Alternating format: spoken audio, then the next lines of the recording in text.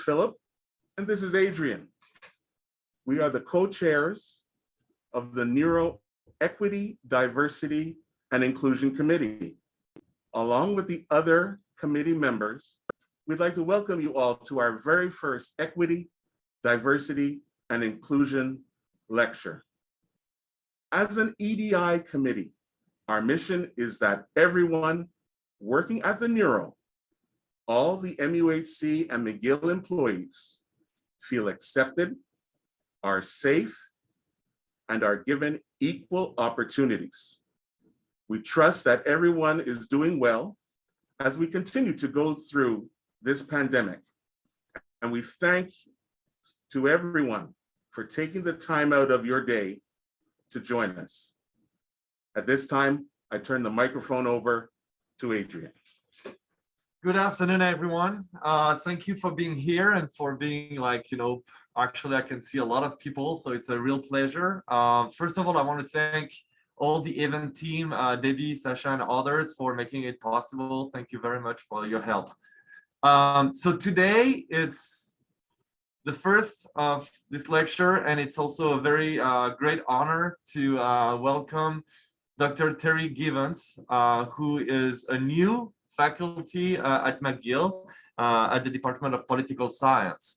But before joining McGill, Dr. Givens has done a lot of different things, has had like a very long personal journey, and it's my pleasure to actually tell you a bit more where she's coming from and what she has done. So Dr. Givens' education started by an undergrad degree from Stanford University. And after that, she moved to University of California in Los Angeles, UCLA, for both a Master of Arts and a PhD in political science.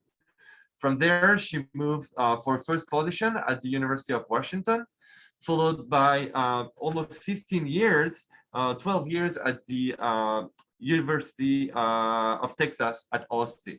And from there, she climbed the ladder from assistant professor to full professor. She held many different positions, leadership positions at the university, including at the end being Vice-Provost in charge of international affairs. After her position at University of Texas at Austin, she joined the Menlo College, where she was provost and full professor. Not only Dr. Givens has had this fantastic, amazing, extremely impressive academic career, written a lot of articles and books on political science, close to my heart about extreme right voting in Europe, including in France. She has also done a lot of different activities and leadership for the community, for different for different consulting around her work. The CV is absolutely amazing. I don't want to say too much because I know that is going to be actually the focus of Dr. Givens' lecture today. Her work has been recognized by many different awards and fellowships. I'm not going to list all of them, but there are a few noticeable ones. For example, the postdoctoral fellowship for the Ford Foundation, as well as being honored as the Distinguished Scholar Alumni from Stanford University. She was also a visiting scholar at the Institut des Sciences Politiques in Paris, which I guess is also extremely prestigious. So with all further ado, Dr. Givens, it's a real pleasure to have you with us. I am personally very looking forward to your lecture, but also to the Q&A we will have all together at the end of the lecture. So a quick note before we move on to the lecture, you can use both the chat here to ask the question and we'll read them aloud, or if you want, you can perhaps raise your hand or say something on the chat and you will be welcome to actually ask a question directly on video to the speaker. Dr. Givens, welcome. Thank you for being here, and the stage is yours. Thank you so much. I'm very happy to be here and very happy to be starting my career at McGill. As Adrian already mentioned, I have a long history in political science as well as academia, but I'm really going to be talking more about the personal side. And I'll tell you a little bit more about that. But I actually have spent quite a bit of time studying politics in France and Germany, so I speak French and German. And I'm working on getting my French to be a little more fluent now that I'm going to be spending more time in Quebec and Montreal. Yes, I've spent a lot of time in Europe, and actually I have another book coming out in January, actually on the roots of races, and I'm teaching a class on transnational race issues. So if people are interested in checking it out or coming in, sitting in sometime, I'm open to that. But let me go ahead and share my screen so you can see my PowerPoint. And so today we're talking about my book, Radical Empathy, and the subtitle is Finding a Path to Bridging Racial Divides. But when I do talks like this today, really it goes beyond just racial divides. Clearly, we have had this reckoning after the murder of George Floyd that has impacted so many of us, but we're also seeing more with the COVID and attacks on Asians and the LGBTQI community and so on. The divides are really in various areas of our lives. And one of the reasons I wrote the book Radical Empathy was because, I was trying to understand, ever since I started in academia and so on, I thought we were, making progress. And then, especially after the election of Donald Trump in the US, it seemed like the divides were just growing, despite the fact that we'd had a Black president for 8 years. And we'd been doing all these diversity efforts, and yet we were still seeing a lot of issues. And so, I started, really the beginnings of this book started in 2001, and I opened the book with the story about my father passing away from a heart attack, and how that got me thinking about how disparities in healthcare impact people, because I started trying to understand, well, this is his first heart attack. People don't always die from their first heart attack. What happened, and I started looking at the risk factors, and one of the risk factors is just being an African-American male. It puts you at high risk for dying from your first heart attack. So that kind of just shook me greatly, as you can imagine. And I started looking into this more over the years and had my own issues with disparities in healthcare. But let me start by talking about, you've heard about my academic career. Let's go back to my beginnings. And if you can see this in the picture on the left, that's my family. I'm the youngest of 7. And I am the child the baby being held by my mother there. And this is a picture I was born in 1964. I just had my birthday. I turned 57 on October 30th. And so my family, my father was in the military, as you can see on the right, but he was based at Fairchild Air Force Base in Spokane, Washington when I was born. We moved briefly for 2 years to Sault Ste. Marie, Michigan, so right on the Canadian border.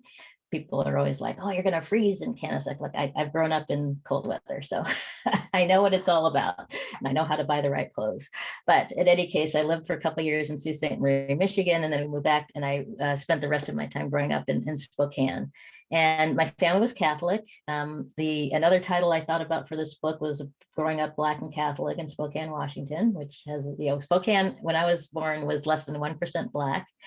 And, are you guys having trouble hearing me? No, it works great. Okay, yeah, we hear you very well. Okay, maybe somebody's having problems. Yeah, anyway, somebody's having trouble. Okay, well, anyway, you might want to check your settings if you're having trouble hearing. In any case, so I grew up in a place that was less than 1% Black, especially at the time when I was born.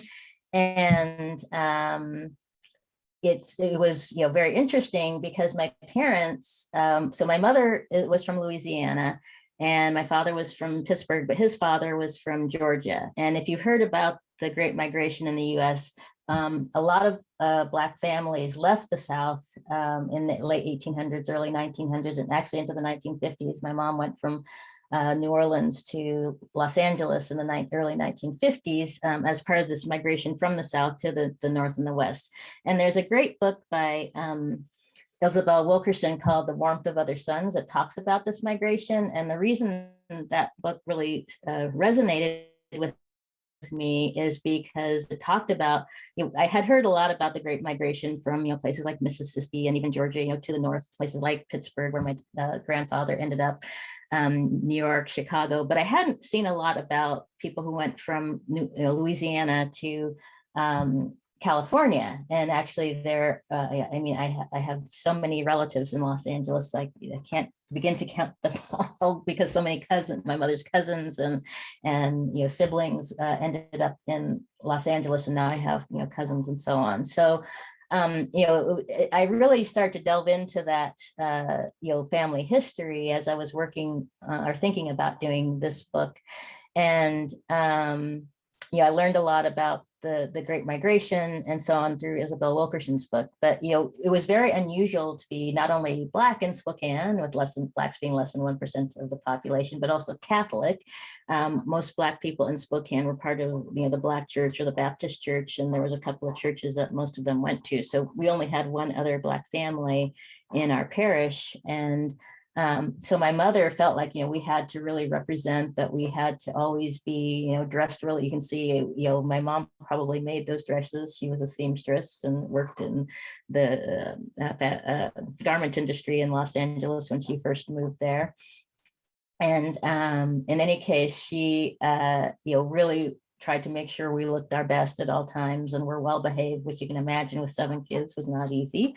But my parents also didn't hang out with a lot of other Black families, and that had a big impact on me as I was growing up. I mean, I had some Black friends, of course, in school and so on, but when we socialized, my parents kind of even discouraged us from hanging out with some Black kids.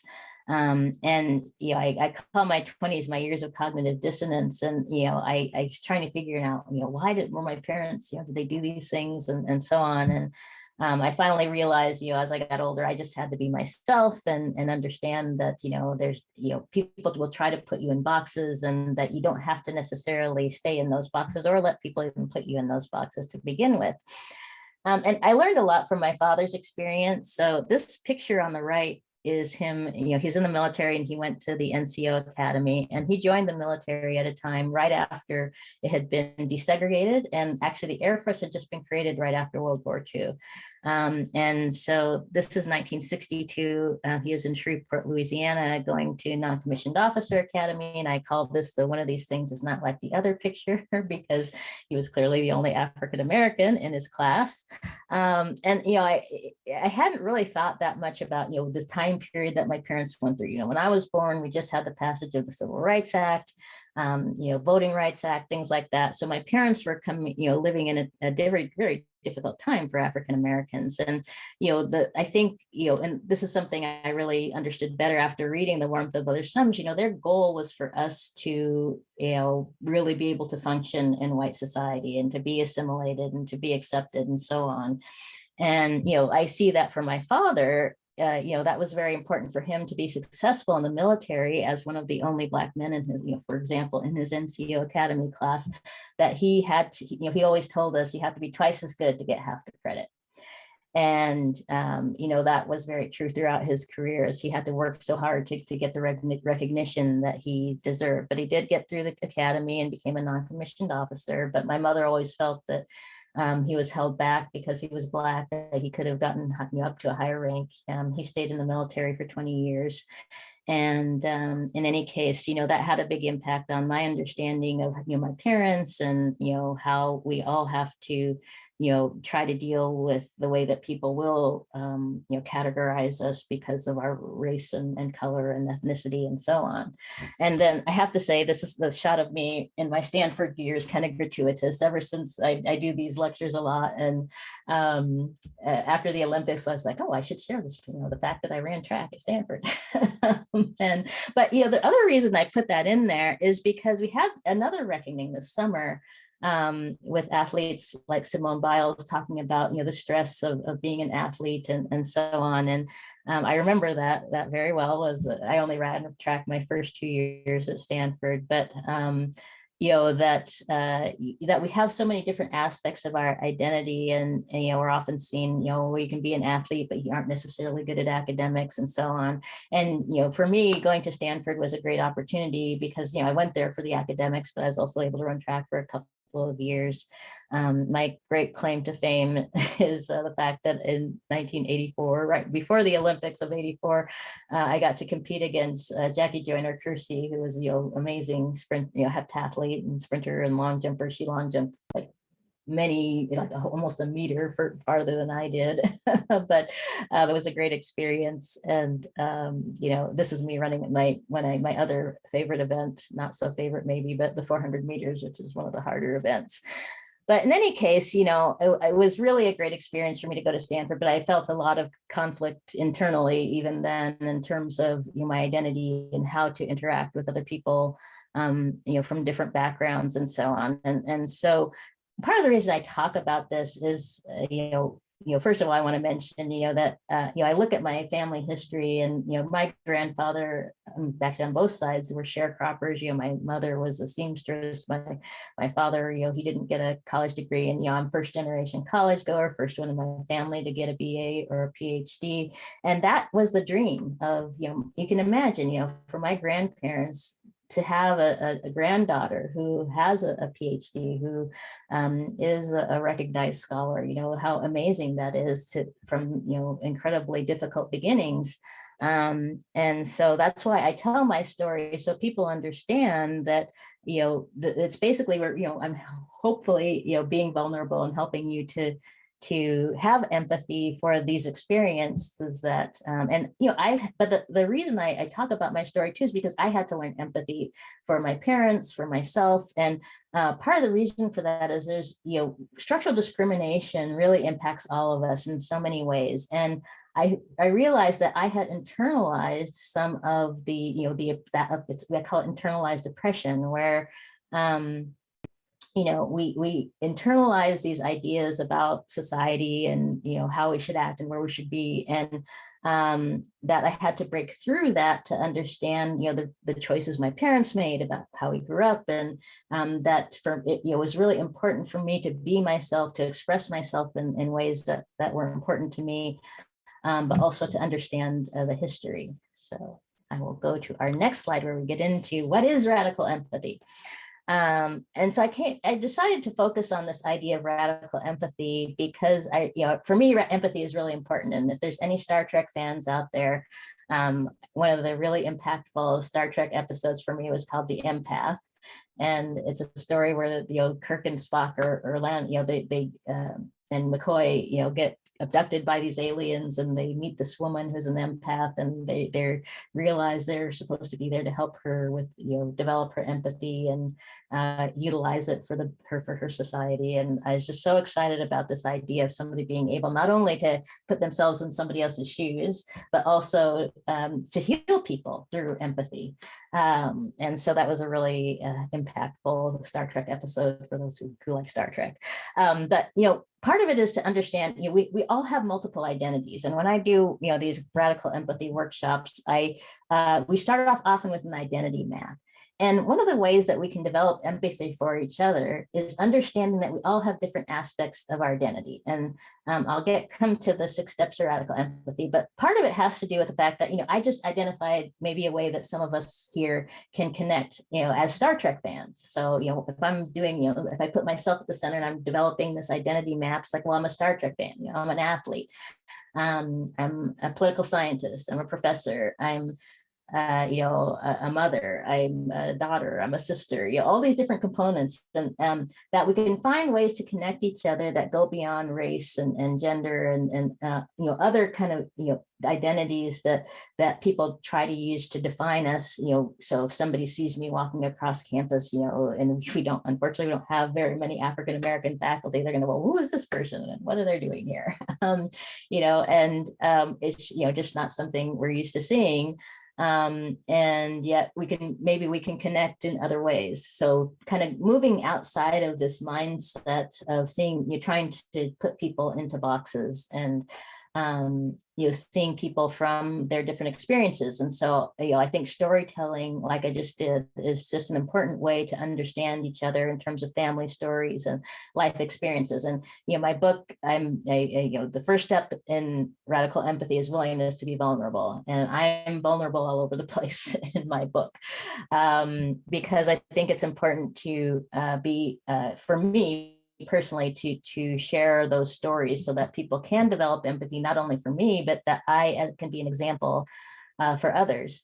And so when people ask me, well, do you expect other people to be so vulnerable? I'm like, well, no. I mean, actually, the most important thing you can do is be vulnerable with yourself, because that's how I really began to understand this concept of internalized oppression, and that we all, that there are, the reason we talk so much about structural discrimination is not to, put people on the defensive. It's to say, look, we're all impacted by this. There are structures that were put in place and ideas that were developed, hundreds of years ago that still influence the way we think about other people. And so if we can acknowledge that and understand it, then it's much easier to move past it.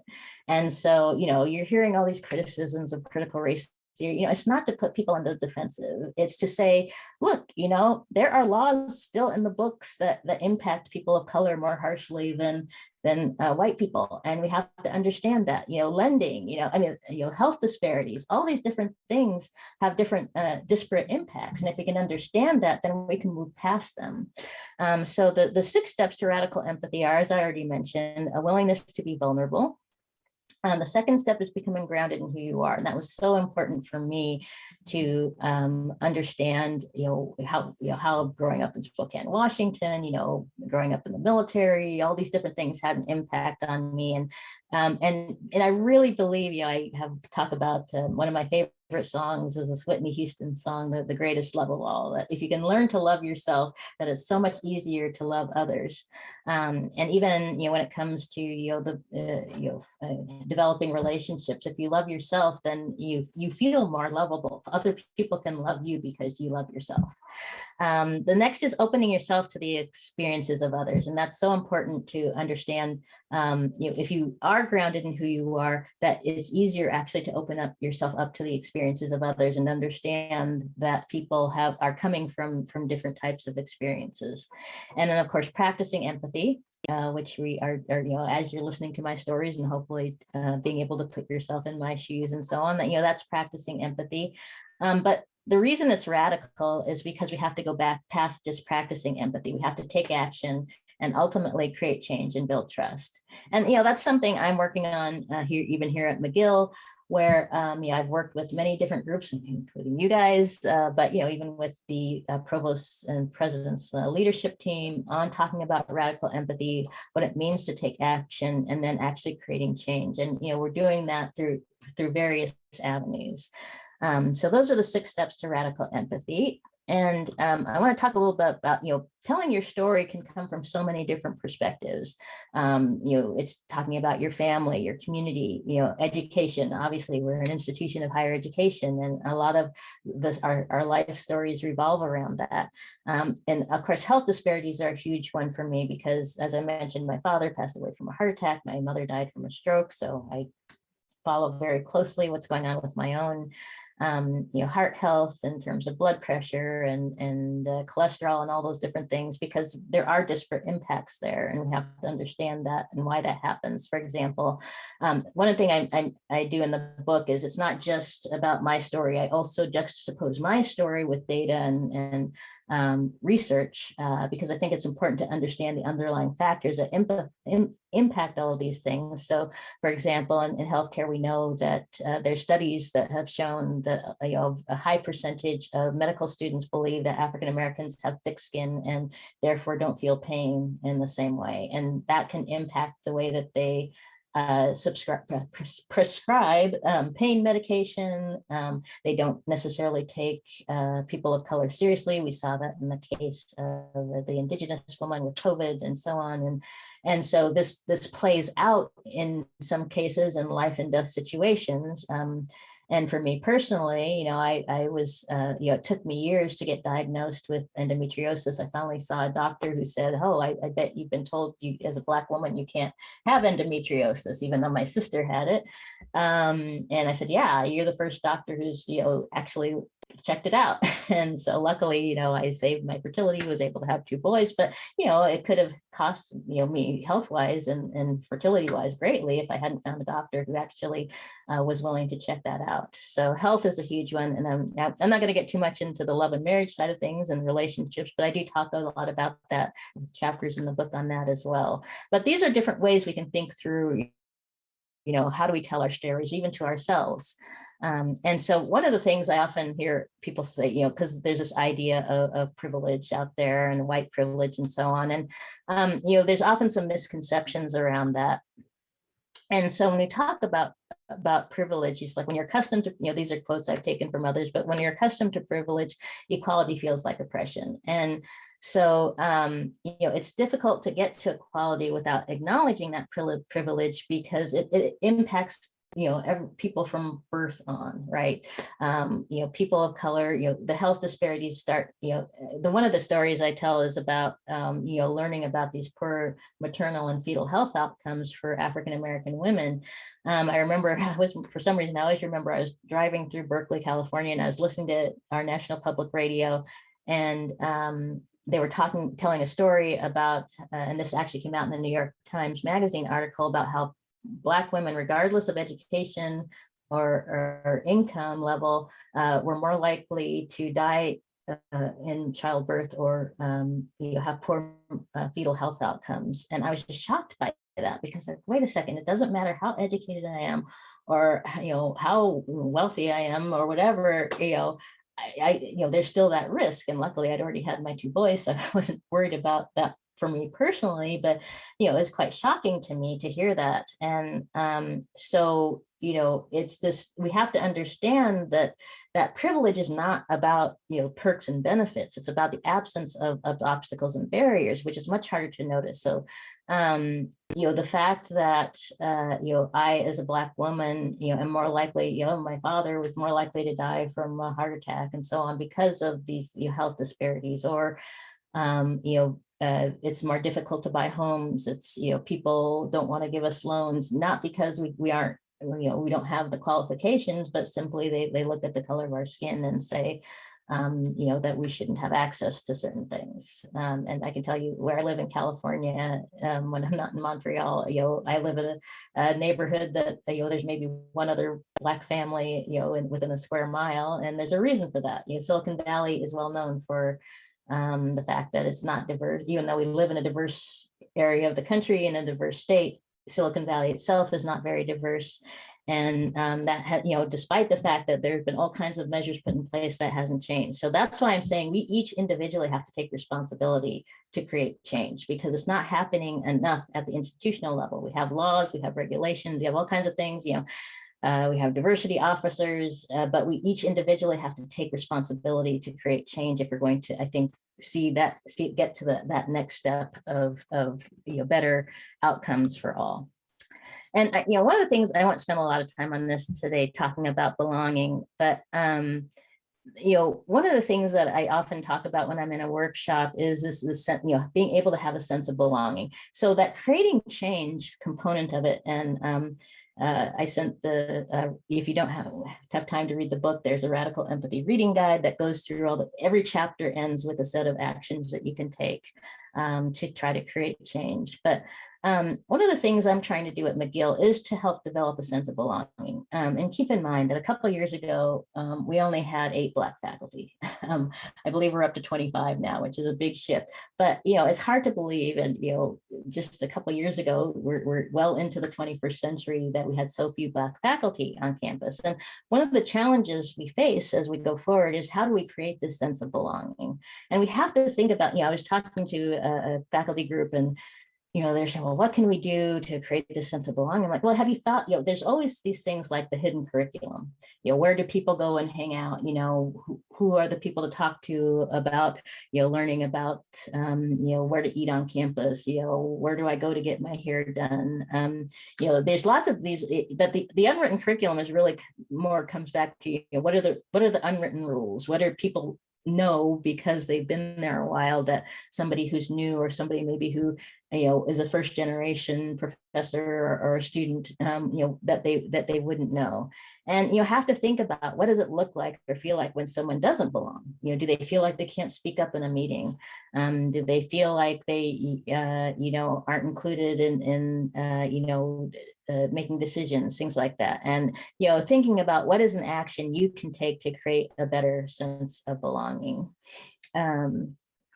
So in any case, let me go on to taking action, which is, as I said, that's the radical component of radical empathy. And, frankly, it's the reason why I came to McGill is, I was, it was about a year ago, a friend let me know that McGill was going to be recruiting in political science. I was like, well, my boys are going to be heading off. Well, one's already in college. The other is going to be heading off to college. And I was mentioning when we were chatting before the presentation that my younger son is in the process of applying, including to McGill. So we're going through those fun days of writing college applications.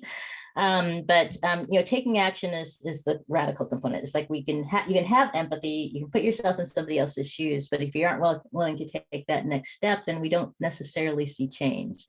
And that's why I say, start with actions that you can take on an individual level, but, take the time to understand your own context. How can you create and that's the challenge for your committee and the rest of you who are interested in this work, how can you create a brave and safe space for those around you? So, and part of that is we have to be willing to allow each other to make mistakes so we can create a safe space for all of us to ask questions and share our experiences. And, that's true of me. I may make mistakes along the way as I'm doing this work. And I hope that we can create those spaces where we allow each other to make mistakes and learn from them, because Brene Brown is one of I've really gotten interested in her work because she talks a lot about things like vulnerability and creating brave and safe spaces, vulnerability, and as I'm going to talk about in a bit here, what it means to be more of an inclusive leader includes that vulnerability and not only being willing to make mistakes, but being willing to admit mistakes and learn from them. So, we're all embarking on this journey that is, it's going to take time for all of us to really figure out, how we're managing these things. I mean, if you think about, even the process of getting to the point where we do these regular land acknowledgements, I mean, that was a learning process. And for me, it still is a learning process. It's something that we haven't done at US institutions. And so I'm still learning a lot about that. And so it's really being willing to open yourself to these new experiences and trying to understand how we can move forward and provide opportunity. I mean, one of the things I talk about when we're talking about recruiting faculty is this idea that, we want the best and the brightest of all backgrounds, of all races, of all ethnicities, et cetera. And we have to create a space where people want, and I can tell you, I've heard from students, well, sometimes, I feel like I'd rather go to Concordia because it's more diverse, and McGill is kind of scary. It's like, well, how do we create an environment where the best and brightest both faculty and students want to come to McGill because they know that they're going to feel like they belong and that they are welcome? So I just want to conclude on talking about taking action as inclusive leaders. And I know that some people, well, I'm not a leader. So that's not true. We're all leaders in our own way, whether we're when we're working with others, whether it's working with students, whether it's leading a committee, whether it's, there's all different ways that we all act as leaders. And it's important but it's also important to understand that inclusive leadership is not just top down, it's bottom up. It's that we have to ask for inclusive leadership. And so it includes a visible commitment, articulating an authentic commitment to diversity, challenging the status quo, holding others accountable, and making diversity and inclusion a personal priority. And, that's, again, one of the reasons I came to McGill, because I saw that the leadership had created this action plan, not only for Black faculty, students, staff, alumni, but also for Indigenous. And I think, the Indigenous initiatives are very critical and important component of all the things we're doing around EDI. Humility, being modest about capabilities, admitting mistakes, and creating the space for others to contribute. And that's a really important one. And, we all have to think about that when we're in these spaces, that are we creating, and that's part of the sense of belonging too. Are we creating spaces for others to contribute? Having curiosity about others, demonstrating an open mindset and deep curiosity about others, listening without judgment, and seek with empathy to understand those around you. And this is one of the questions I get a lot, because we were having this discussion with a group of my colleagues who are working on the strategy. And actually, I think one of the things we forgot to mention in the beginning is I'm working the provost academic lead and advisor on the anti-Black racism strategy, but you guys have probably seen those announcements all over the place. So, but in any case, we were having a discussion and we're like, what do you do in those situations when, somebody asks you like, oh, where are you from? And, asking somebody where you're from is not controversial. It's just that when I remember being in a situation, I was in an airport in Mexico City or something, and I was buying a scarf, and then the woman comes and says, oh, that's a beautiful scarf, where are you from? I'm like, oh, at the time, I think I was living in California. So, I'm from California and grew up in Washington State. It's like, no, but where are you from? I'm like, well, my parents are from Louisiana and Pennsylvania. It's like, no, where are you from? It's like, wanting to know, something about my ethnicity and so on. I'm like, well, I don't know, we have European and African, but I can't tell you where we're from, as long before DNA tests. And so, it's good to be curious, but, when somebody gives you an answer, you have to accept that answer, right? It's like, oh, you're from California. Tell me where in California, is that? So I wouldn't have had any problem with that, but trying to figure out, what country or something, my ancestors are from, that's a whole nother story, because I have no idea, except maybe West Africa.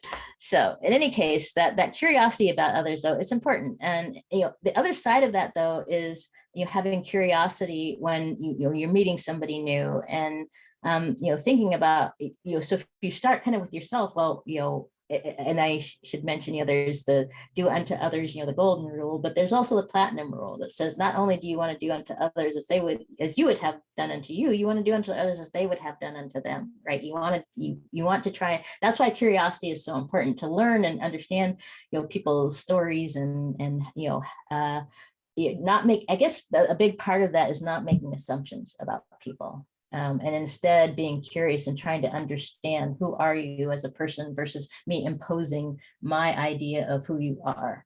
So again, that's important. And cultural intelligence, that's something I worked a lot on when I was a vice provost at UT Austin for international.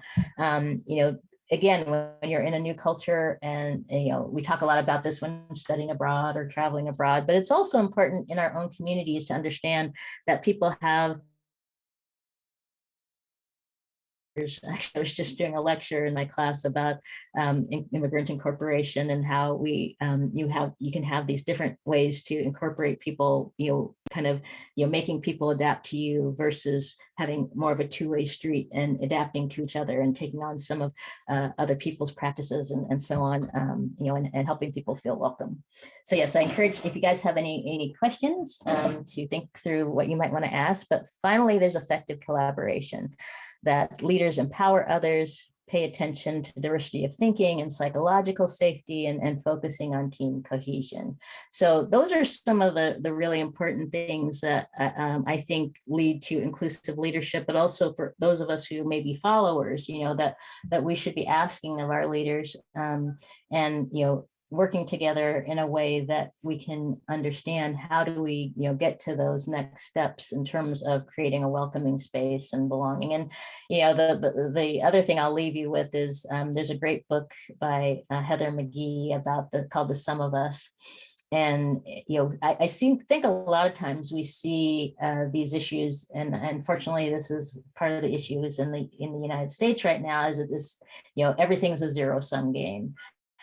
And the reality is no, it's not a zero-sum game. Actually, if we all work together and create more equality, we lift each other's boats, because we know, you get better education, you get better outcomes in terms of, people's health. All these different things can be improved if we are more welcoming and open to each other, and allow people to get a good education, allow people to live in safe places and have good schools, and so on and so forth.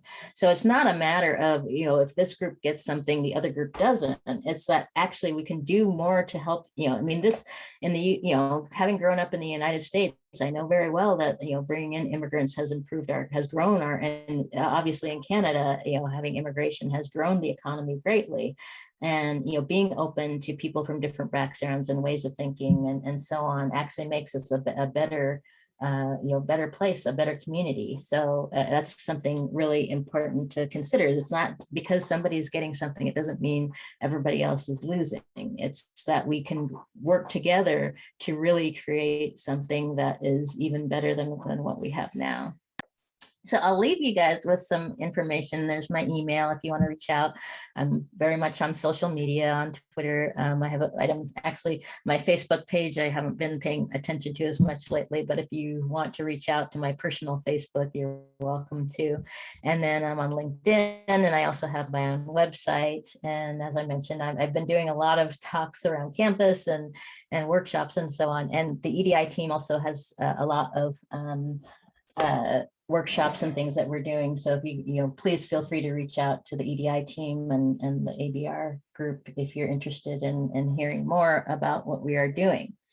So I'll end there, and I'm actually going to stop the share so we can see each other. And as I mentioned at the beginning, you're welcome to come on screen and so on. But I will, Adrian, I'm going to let you handle the questions. Thank you, Terry. Thank you very much. That was very interesting. I've read this book. I really didn't want to say too much about it in my introduction because I knew you'd be talking about it, so I didn't want to spoil. But I strongly encourage everyone. It's I was so enthusiastic. It was so interesting. I think I read it in like just a couple of days. It's amazing. So it's a personal journey. And it's also like a great lesson of leadership, as you were showing on your last slide. I've learned a lot. I have notes everywhere in the book. So really, there is a free copy in my office. You know where to find it if you want. But for now, this is for Philip because you. Yay! And also, I think you can get it through the library. Yeah. Yes. Okay. Sure. So I also promise if you get the book and come and want to see me, I'll sign it for you. I will definitely. I will. So I have many questions, but I really want to open the floor. I see that there are also many questions being asked on the chat. And the first one is actually exactly the question I had in mind myself. So it's from Shanette Holman. Shanette, if you want to ask the question yourself, you're more than welcome to turn on your video. Sorry, otherwise I'll say it. I don't see you. Yeah, okay, actually, I just want to know, what do you mean when you say leadership from the bottom up? Because I've heard it in other webinars, but what does that really mean, and what does that look like within the organization? Sure, that's a great question. And so leadership from the bottom up means that we all take responsibility for creating, the kind of workplace we want. So you saw all the components. So it means, modeling behavior that we want to see. But also it means, obviously when you're a lower level person, sometimes you feel like you can't make demands and so on. Faculty don't feel that way. We feel like we can, demand whatever. But in any case, faculty demand a lot from our leadership. I can say that. But in general, if you're staff or a student, a lot of it has to do with first of all figuring out what you want, and then being able to articulate that in a way that says, look, we want a more inclusive space, and making suggestions, handing, if you have a manager or somebody you would like to see, here's a great book you can read. But it really means all of us taking responsibility, because I think a lot of times when you're a lower level person, I can't create change. I just everything, and unfortunately sometimes that's true. But if you have responsive leadership, it means that you express and sometimes you do that. That's why I think sometimes telling stories, if you're somebody coming from a lower level, being able to tell a story is less threatening to a leader than if you just, we have to have this. It's like, well, instead, tell a story, explain to this person how you're being maybe negatively impacted by something, or you would like to see more cohesion within your team. And you can do that, by saying, well, I went, the other day to have lunch, and I really didn't know where to go, and I really wish we would do something where people would connect and start going to lunch together so we could learn more about each other and talk to each other. That's a very simple, small thing, but that's, something you can do that and talk to your leadership about. So, it's often the little things that get leaders to think, oh, I hadn't thought about that. Why don't I, let's talk about that more. And I would hope the leadership would be responsive to those kinds of, efforts that people make from, but, if you think about the George Floyd situation, that was a bottom-up thing. The fact that we got the ABR strategy and Indigenous initiatives, that's, students, that's faculty, that's community leaders, not just community leaders, but the community rising up and saying, we want change. So that's what, the bottom up looks like, is what we saw in terms of the protests and the demands, and that we are, and it has led to a reckoning and change. Thank you. Thank you. We have other question, another question from Sally Farhan. Again, Sally, if you want to ask the question, otherwise here you are. Sure. Hello. Thank you so much, Dr. Givens. How nice it is that your last name is Givens. It's thank you for giving us a lot of things. Welcome to Montreal. So thanks a lot. I have a question for you, and it's a comment / kind of selfishly, I want you to comment on it, because I have this experience, and I want a lot of people to know about it, but it's intersectionality. So a lot of people think, if you're a person of color, everything that, you agree with every other person of color. If you're a woman, you agree with everything, that's feminism and everything. So I just want you to comment on intersectionality, what exactly it means, and how just because somebody is of a certain group, it doesn't mean that they fully agree with everything, in both groups, and the challenges there. Right. Thanks very much. You're very welcome, and very nice to see you with your child. I love babies. But in any case, yes, and I do talk about intersectionality in the book. And one of the things that's important to keep in mind about intersectionality, like I'm Black, I'm a woman, but I'm also, a professor, and all these different things. That's why I kind of start off talking about identity.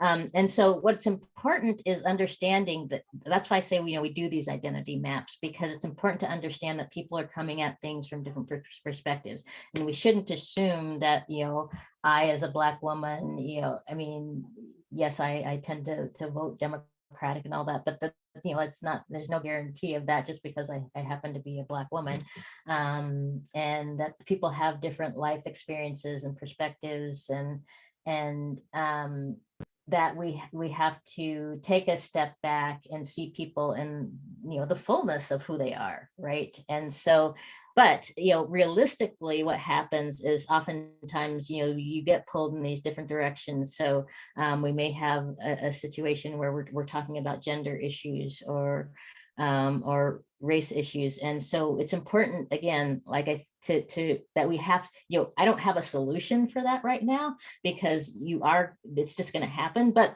what I'm hoping is that over time, we can understand that people do have these different parts of their identity, and that we can see people by using empathy for the wholeness of who they are, rather than trying to say, oh, you can only be this way because you're a woman, or you can only be this way because you're Black. And that's part of the reason I tell my story the way I do, because, I didn't grow up in, even though my parents lived in South Central Los Angeles, when they lived there, it was very much a middle class place, and it was later that it, became, a place that had to deal with drugs and gangs and all of that. And so I don't, I didn't live in, the hood or anything like that. And my life experiences are my own. And so, it's being able to understand, not impose these ideas about who you are, regardless of, gender or race or whatever, and being able to say, okay, I want to be open and understand, the fullness of who you are. But like I said, especially coming to, as a political scientist, I know very well, it's much easier to put people into these categories. And so it's something we have to work on and at least try to be just ask people to be thoughtful about it and not just make assumptions about people based on the things that we see visually or and so on. Thank you.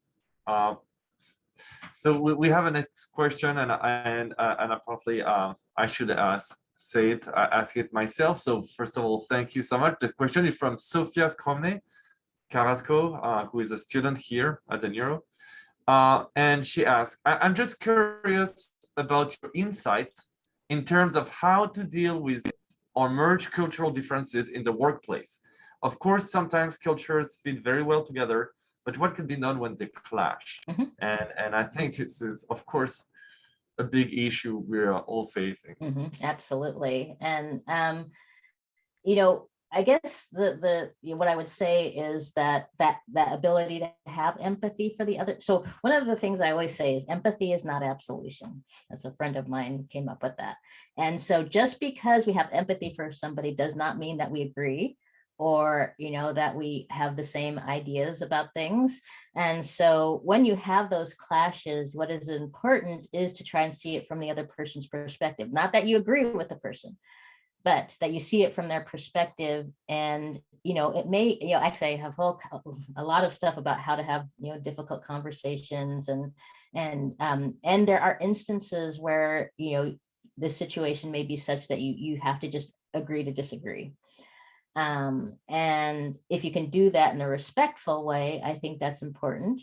And if you can do it in a way that allows you to kind of have an ongoing conversation, that's important. And so there are times when those clashes are going to persist but if you can at least come to an agreement that you will continue the conversations, that can be helpful. But this comes up a lot in terms of politics, because somebody may be conservative, somebody may be liberal, and how do you come to an agreement? And sometimes it's instead of focusing on the differences, it can help to focus on things where you have some commonalities. And so if you can try to focus on the commonalities, sometimes agree to disagree, but continue the conversations and at least, like I said, don't say, you don't impose things on people and say that, you have to agree with me, right? And it also depends on, is it impeding your functioning in the workplace? That's something then that you need to make sure that it's addressed, and with help from leaders or others who can help you work through those differences. So sometimes you need some external help to work through those kinds of clashes. Good lesson. Yeah, thank you. Actually, we have new question. Do you want to? I go ahead. So the question is from Angela McCall. Angela, if you're here, you can go ahead. No, yes. All right, I'll ask the question then. How long did it take you to deal with cognitive dissonance you had from childhood? And do you still deal with moments of trying to find who you are from what you were taught to be by your parents?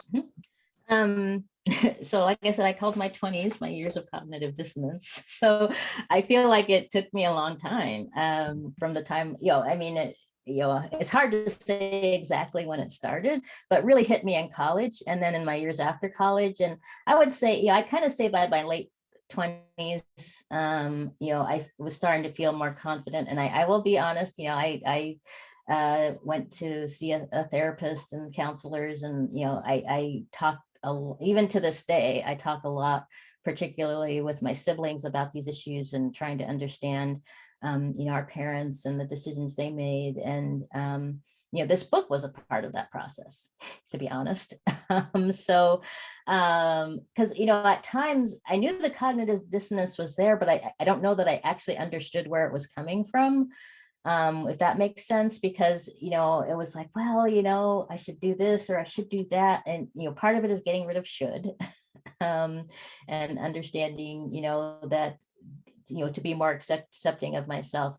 But, it's not, and which doesn't, being accepting of whom I am doesn't mean that I don't change, right? It means that I try to understand and because one of the things I had to come to grips with is my own biases that had developed because of the way I was raised, because of the way my parents treated certain people. And so part of it for me was not just the cognitive dissonance of, oh, I'm Black, but, my parents, treated other Black people. So it was also understanding that I had developed my own biases, and not just, against other people of color, but, if you think about, the fact that if you don't understand somebody else's culture, you might make, that I was making judgments that I should avoid trying to make. So it's a never-ending process. I have to say, coming to Quebec from California is a big shift in trying to understand the culture, and reaching out in terms of language and so on. It is so important, and it's something I'm still learning. So yeah. And I think we have just the time for one last question, and it's from Reza Adala. So I don't. Oh, I saw it. There was another hand raised, but I guess it went. Oh, really? Sorry, I missed it. Oh, it's okay. Oh, but Reza's so, there. Yeah, Reza is here. So here, yes. Reza, please. Yeah, thank you very much, Dr. Givens, for your lecture. I was wondering, what is your opinion about the McGill's 2020-2025 EDI strategic plan, and whether you think it can realistically achieve its goals? Well, I probably wouldn't be here if I didn't think it couldn't, if I thought it couldn't achieve its goals. Perfect. But I will tell you that, I also agreed to work on, more broadly, well, less broadly, the ABR strategy, but also the, I see EDI, we're an integral component. And actually that's an important thing, is that, these aren't different, even though there's the ABR strategy and the Indigenous initiatives and EDI, these are very much interlinked in a variety of ways. And so I don't see them necessarily as being separate initiatives. They're all part of a broader EDI initiative. And even though my focus is the ABR strategy, I want to be very much engaged and involved in the broader strategy. And yes, I do think it's realistic to achieve these goals, partly because there is a commitment, that the institution has made a commitment from the top down, that's why it's so important that we all, at every level, take responsibility for the implementation of this, because I firmly believe that, the most important, diversity person on campus is that leadership. Because they have to, and I've been in situations where, yes, we all believe but when the leadership was not engaged and involved and actively pursuing these goals, then it's a lot harder to get these things done. And so, and I'm also there poking and pushing to make sure these things get done. So, one of the nice things, I've been a provost, I've been a vice provost, I've been in lots of leadership positions. And one of the nice things about being a professor is it's my job to be poking and saying, yes, we need to do this and this and this. And so I see that as part of my role. If I may just very quickly, obviously the commitment seems to be there and it seems to be very strong. Mm-hmm. How it's going to be enforced and monitored, I believe that's also a question, right? The commitment obviously is there. So the important side of that is institutionalization. Right. And that's what we're working on, right? We're in the early stages, but part of this is to institutionalize this so that it is no longer just a strategy. It is what we do every single day. Perfect. Yes. Great. Great. Thank you. Mm-hmm. Professor Givens, I want to thank you for this talk that you have given to us. It has been enlightening. I have been reading your reading guide. I have listened to your podcast on terrigivens.com. I've made so many notes and have so many things, but I wanted the audience, those of us who have logged in, to listen to you, to ask their questions. But I would just like to go to your slide about belonging. You had those 3 questions. And if you don't mind, I'd like to answer them. Sure. But I'm making myself out there. What does belonging mean to you? And to me, it's to be accepted, to not to be tolerated. To me, tolerate means to put up with me when I walk into a room. Okay, here comes Philip. He has something that's way out in left field. No, I just want to be accepted. Question number 2, what does it feel like when someone doesn't belong? An example of that would be sitting at a dinner table and the person sitting right next to you doesn't acknowledge you and you're feeling lonely. Question number 3, what is an action that you can take to create a sense of belonging? Introduce yourself, engage in a conversation. What I find with me, how I've broken down barriers with my own family growing up, born and raised here in Montreal, in elementary, high school, college, university, is sharing a meal with somebody. Now, that was before COVID, but sharing a meal with somebody. That way, inviting them to your home and them inviting you to their home so that you can experience one another, share and talk. And then maybe a couple days or a week later, they'll say to me, Philip, you and your wife are just like me. The only difference is the color of your skin. That's right. So I have others, but due to time, I'll stop right there. But I want to thank you for your talk. It has been very enlightening. Thank you so much. I appreciate it. At this time, I would like to ask Dr. Guy Rouleau if he would please come on board and give his closing remarks at this time. Thank you. Dr. Rouleau, who is the chair of the department. Alors, merci, Dr. Givens, pour une conversation d'ailleurs, mais une conférence qui était très, très informative et très utile et très pertinente. I want to thank everybody for attending. There were quite a lot of people attending, and I think, you know, one of the keys is education, is conversations, and it's learning. It's really, I think that's very, very important for this whole process. I'm very happy that you joined McGill, and I'm sure we're all going to benefit from your experiences, your expertise and knowledge. You know, at the Neuro, we do value diversity, equity, and inclusion. And the fact is that the people who work here, the people who study here, and the patients that we treat are from everywhere. They have very wide backgrounds. This is working at home, the dog. Nonetheless, you know, there's a lot to do, and we're committed to making all the sections of the Neuro safe places, as you said. This is in the administration, human resources, and research, patient care, teaching, everything we do. And as you mentioned, it's essential to our excellence as an institution that our community of stakeholders reflects the diversity of our society. And I remember I was a kid. I remember, you know, seeing that women were not working in jobs, and I said, that makes no sense, you know, like women are half the population.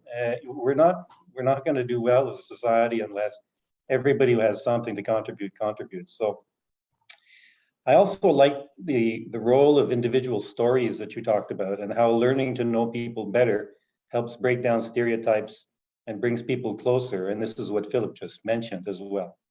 So I want to thank also the members of the EDI committee for their work and the time that they spend on this important topic, and the committee co-chairs, Adrien and Philippe, for organizing a great lecture. So thank you all for attending. And again, thank you, Dr. Givens.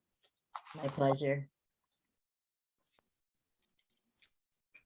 Thank you, Dr. Rouleau. Thank you, Dr. Givens, once again. Thank you, everyone, for being here today with us. We hope there will be soon other lecture, but I don't think there was a better way to start this, series of EDI lecture than with you, Dr. Givens. So thank you, everyone. Have a good evening, and I hope to see you soon in person or virtually somewhere. Yes. Thank you, everyone. Thank you. Take care. Bye.